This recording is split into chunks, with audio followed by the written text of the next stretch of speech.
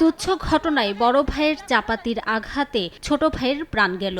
সোমবার রাত ৯টার দিকে হবিগঞ্জের যশের আবদার গরুবাজার খুঁয়াইবাঁধ এলাকায় এ ঘটনা ঘটে।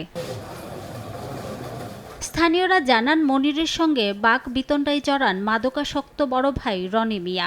এক পর্যায়ে রনি গরু জবাইয়ের চাপাতি দিয়ে মনিরকে এলোপাতাড়ি কুপিয়ে গুরুতর আহত করেন। স্থানীয়রা উদ্ধার করে সদর হাসপাতালে নিয়ে গেলে চিকিৎসক মৃত ঘোষণা করেন মনিরকে। আমি বারুইয়া দেখি এরা আর কুবাইছ না কইতে কইতে ওই এখানটা গেছে, ওই গুরুস্থানাতে গেছে দৌড়িয়া। পারিবারিক সমস্যা হয়েছে, ঝগড়া হয়েছে। ঝগড়ার পরে প্রথমে তারা আতাতে করছে, পরে বাড়ির সামনে গিয়া কুবাকুবি হয়েছে। পুলিশ জানায় অভিযুক্ত রনিকে গ্রেফতার করা হয়েছে, পাশাপাশি তদন্ত চলছে। আপন বড় ভাই ছোট ভাইকে, ওর সাথে রাজন নামে একটা ছেলে ছিল পাশের বাড়ির, এই দুজনে মিলে এই ছেলেটা এই যে মনিরকে খুন করে। এটা ওর বড় ভাই হলো নেশাগ্রস্ত, নেশা করে ওই নেশার বিষয়টাই রাজন আর ওই রনি এটা নেশাগ্রস্ত, হয়তো নেশা জিনিসপত্র বিক্রি করে এরকম শুনছি।